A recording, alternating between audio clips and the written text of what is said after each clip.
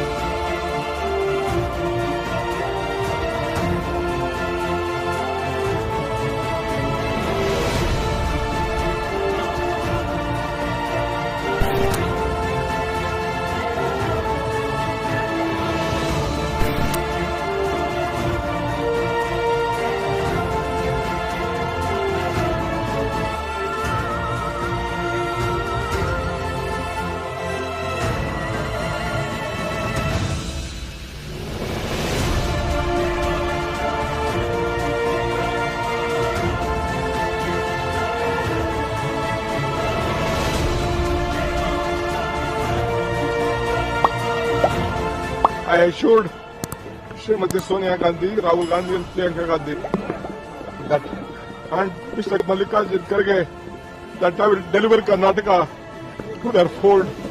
I can't forget Srimati Sonia Gandhi coming to meet me in jail when all these BJP people put me under jail. So I rather choose to be in jail than having an office. That is the confidence what Gandhi family and the Congress party in the entire country restored at me. I thank all my leaders in the state, including Mr. Siddaramaiah, all the MLAs, all the party officers and the workers from the block to the booth level.